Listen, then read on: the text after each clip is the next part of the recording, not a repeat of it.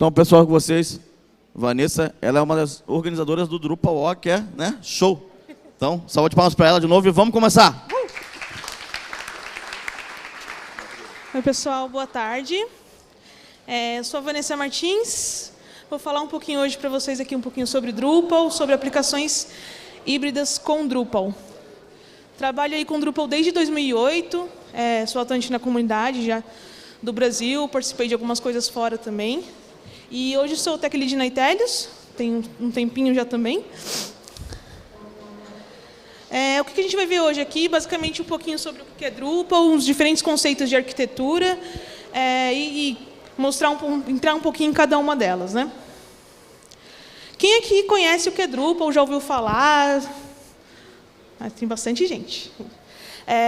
O Drupal ele é um CMS, surgiu como CMS há muito tempo atrás, em 2000. Então, tem bastante tempo aí de estrada, feito em PHP. E, por muito tempo, ele surgiu como um CMS muito apartado e fora da comunidade de PHP, porque ele tinha muitos drupalismos, muito jeito específico de desenvolver dentro dele mesmo. E, recentemente, acho que uns 4 anos, nos últimos 3 anos para cá, a comunidade de PHP vem abraçando mais forte, até porque com o Drupal 8 entrando essa versão, entrou com o Symfony no Core também, então a comunidade está abraçando bastante aí o Drupal agora. Dentro da arquitetura do Drupal, quando a sua primeira versão, o estado dele, quando você baixa lá, ele tem uma arquitetura monolítica, né? Então, ele é um CMS. Você baixa, instala, vai lá, next, next, next, faz a instalação. Beleza, você tem a sua camada de template, camada de tema, módulo, plugin, assim como WordPress, ou um Joomla, ou outro CMS, né? Durante muito tempo, a gente percebeu, a comunidade Drupal percebeu que precisava desenvolver algumas outras formas de separar a arquitetura, deixar o Drupal mais amigável e mais flexível para integrar com outras coisas também. Porque ele tinha um potencial muito grande como um CMS. E esse potencial muito grande como um CMS poderia ajudar a servir para outras coisas também, até mesmo servir como uma API para outras ferramentas e outras aplicações, não ficar somente no universo de CMS.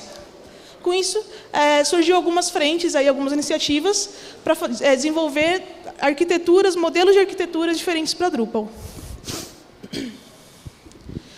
Então, hoje que a gente conhece aqui o modelo tradicional, né? Quando você instala o Drupal, ele vem todo o CMS dele com front-end, admin, tudo ali, tudo integrado, né? Aí, mais recentemente, logo que entrou o Drupal 8, começou a ter JSON API no Core, muita coisa. Começou a falar muito de headless, que é o Drupal desacoplado, que seria usar o Drupal somente como uma aplicação de API mesmo, servindo API, e outras aplicações só consumindo o serviço dele. Então, o Drupal não seria um seu site final, que o usuário final ia acessar. Ia ser apenas um repositório de uma API. E mais recente até, surgiu agora também uma nova, não uma nova, né, mas junto com o Headless, uma arquitetura híbrida, que seria você trabalhar com Headless, usar o Drupal como API, mas também usar ele como uma aplicação. Então, você pode ter dentro da sua aplicação outros componentes desacoplados dentro da sua aplicação Drupal, tá? Dentro da arquitetura monolítica, né, o que é a arquitetura padrão e tradicional. Front-end e o back-end, gerenciamento de conteúdo, tudo junto, tudo acoplado. Isso tem a vantagem que você tem todos os recursos do CMS ali na mão. Então, tudo que é editorial, tudo que é funcionalidade de módulo, é só você baixar o módulo, colocar lá, plugar, e tudo vai funcionar. Basicamente, é isso. E no Drupal Headless, né, você está usando o Drupal só como uma API. Então, por exemplo, você fez uma aplicação, um site em React. E aí, esse seu site React está consumindo do Drupal, que está servindo só como uma API para o seu site React. Então, tudo que você criar dentro do Drupal, de estrutura, de validação de acesso, ou, sei lá, criar regras de SEO, por exemplo, ou coisas mais específicas dentro do Drupal, essas coisas não vão se aplicar imediatamente para a sua aplicação React, que está apenas consumindo API. Então, você vai ter que fazer um trabalhinho ali para criar alguns serviços para comunicar com elas, né? Uma vantagem que você tem com o Headless é que você pode criar multicanais, né? Então, você centralizando dentro do Drupal a parte de CMS e toda a parte de API, toda a parte de gerenciamento de conteúdo, você consegue focar em outros canais para o seu negócio. Então, se às vezes você tem um aplicativo, ou tem um PDV, ou alguma coisa que vai consumir conteúdo, você centraliza seu conteúdo, todo o seu gerenciamento no Drupal e cria serviços para fazer essa comunicação com as outras aplicações, né? Seja ela em qual tecnologia for. Só que aí também tem as desvantagens, que é quando você usa eles apenas como uma API, você perde todos os benefícios e as vantagens que você tem, por exemplo, hoje, quando você instala a versão core do Drupal pura, o editor de conteúdo ele consegue fazer edição inline, arrastar, criar layouts, criar blocos, criar temas, enfim, N coisas que usando uma aplicação totalmente headless não vai ser tão fácil como apertar um botão. E o que é essa tal dessa arquitetura híbrida, né? A arquitetura híbrida nada mais é que você usar o conceito de headless ainda, ou seja, você vai ter o seu Drupal ali, sendo uma fonte de API, a principal fonte de API, mas ele também vai ser uma aplicação. Então, você pode ter o seu Drupal, que vai ser API, que vai fornecer dados para o seu aplicativo, para o seu PWA, ou para o seu PDV, mas você também vai ter a sua aplicação Drupal, que vai servir como um site e pode ter componentes desacoplados dentro dela. Um exemplo aqui, para ilustrar um pouquinho como que funciona isso, né? O Drupal sendo um repositório e uma REST API e uma aplicação desacoplada consumindo aí essas APIs. Aqui eu coloquei um request HTTP, mas tem vários tipos de autenticação que você pode fazer também. E aí, comparando, né? Com o Drupal na arquitetura tradicional, você tem toda a parte de camada de front-end dentro do Drupal. Então, imagine que quando você vai abrir uma página no site Drupal, você está carregando todo o bootstrap do Drupal, toda a camada de template dele. Enquanto em aplicações desacopladas, você consegue separar várias camadas de front-end de diferentes aplicações.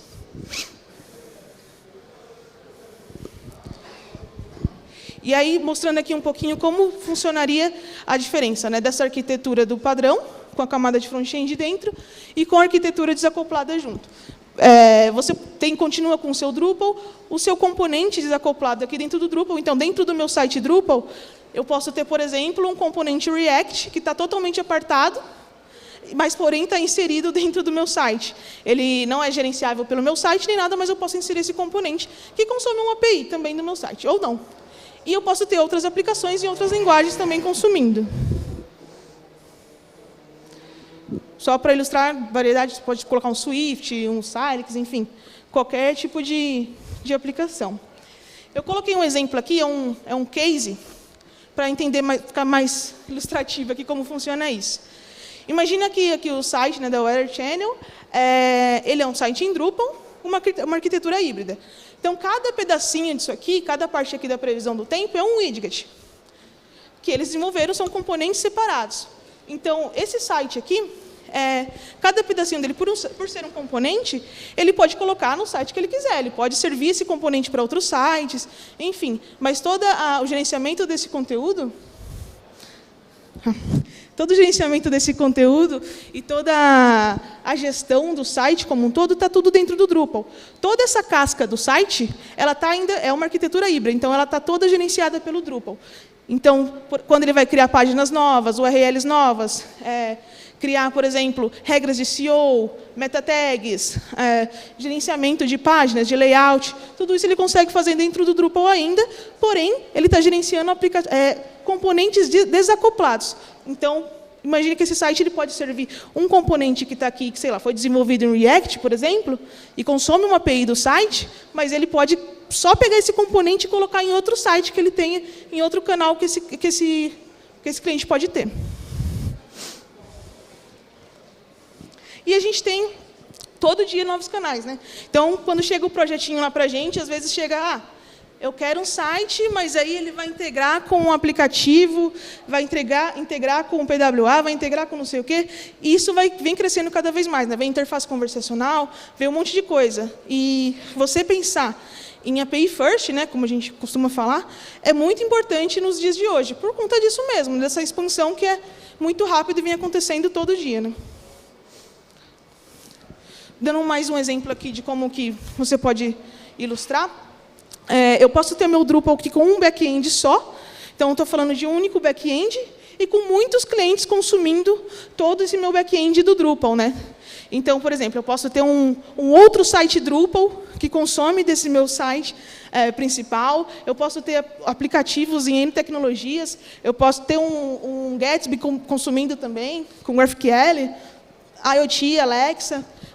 Então, você pode considerar aí que o Drupal ele vai conseguir trabalhar de uma forma omnichannel muito mais ágil para o seu negócio.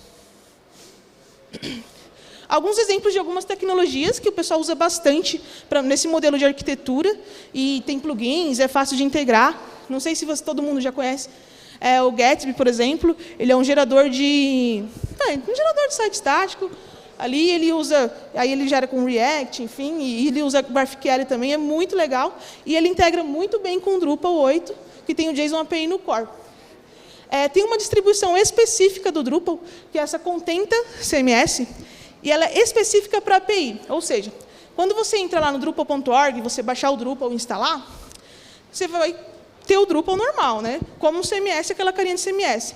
Já essa distribuição, ele é um perfil de instalação, e ele é prontinho, só voltado para a API. Ou seja, ele vai já gerar para você, na hora que você instalar, tudo que você criar, tipo de conteúdo, entidade, tudo isso já vai ser gerado como uma API.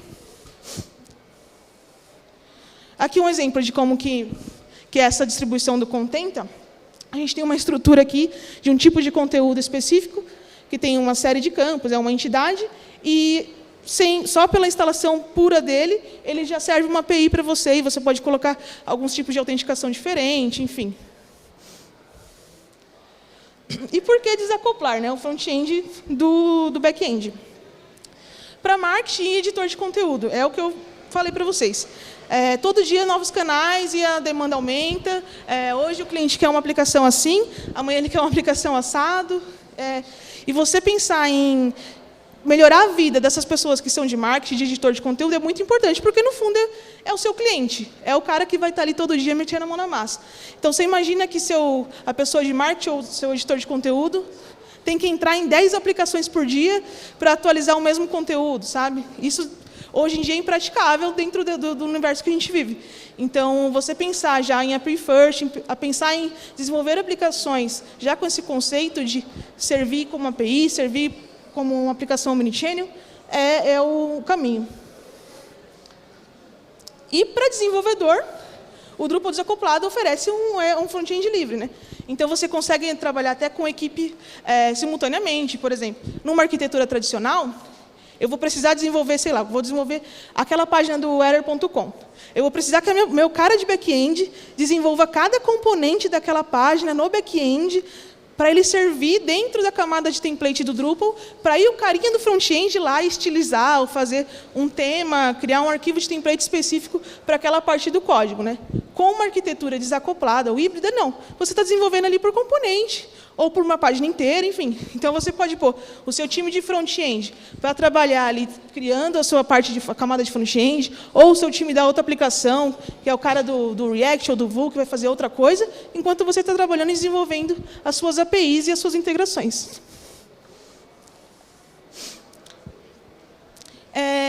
E aí, essa questão, né, de trazer a separação, você também ganha mais independência entre os times, e também mais agilidade. Né? Então, obviamente, com mais agilidade e independência, você vai conseguir entregar o seu projeto muito mais rápido e vai ter uma satisfação e um tempo maior aí.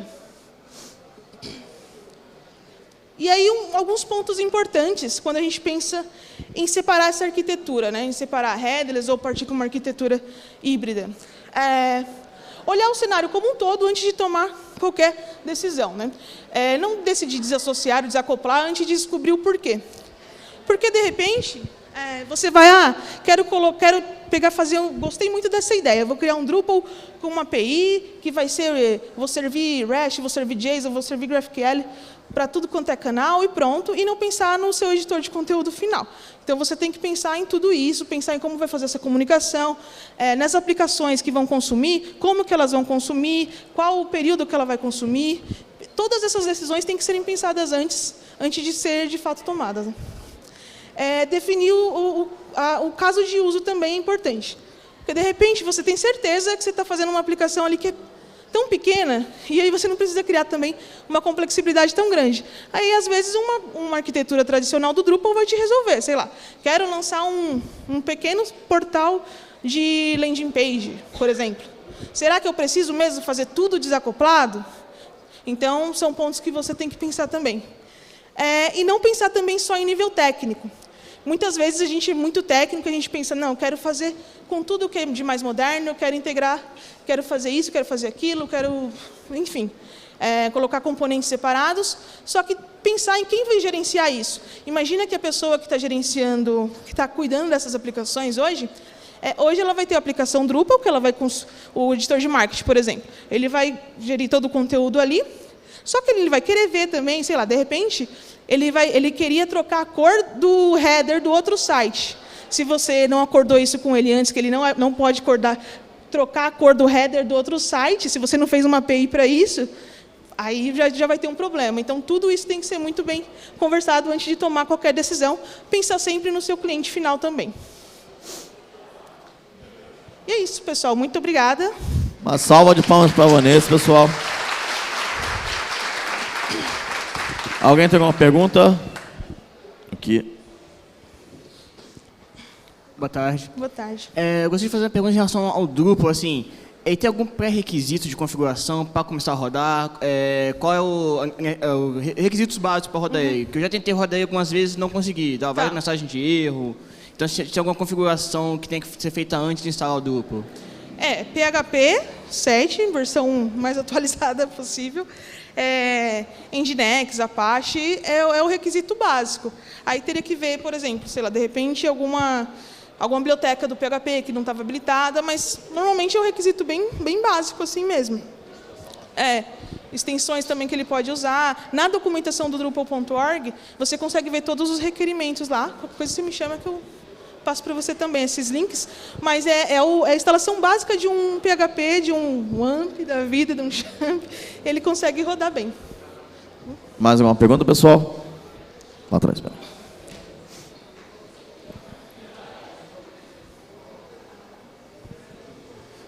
Oi, boa tarde. Meu nome é Marcelo. Boa tarde. Sobre essas estruturas que você mostrou, você pode definir isso, claro, no início do projeto.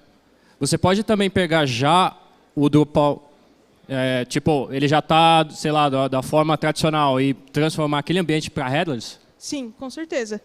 Aí você teria uma aplicação híbrida, porque hoje você já tem um Drupal tradicional que funciona para você e você, sei lá, vai precisar desenvolver, estender isso para algum outro site. Você pode fazer com que o seu site hoje tradicional passe a funcionar de uma maneira headless, apenas desenvolvendo as APIs dentro dele. Então, o Drupal por si só, se você já está usando o Drupal 8, ele já tem o REST no core, tem algumas ferramentas no core. Então, você já pode criar e ir criando esses serviços, né, essas REST APIs aí para essas outras aplicações consumir. Você pode fazer essa mudança no meio do caminho também. Show. Mais alguma? Não? Então, a salva de palmas para a Vanessa, pessoal. Muito obrigado, Vanessa. Obrigada. Show demais aí. E agora, a penúltima palestra do dia. Vamos falar sobre o deploy. Primeiro eu faço lá do WinRAR, hein? Ele vai ensinar agora como é que faz do jeito errado. Eu já ensinei do jeito certo. Né? Então, salva de palmas para o Gilbert Red.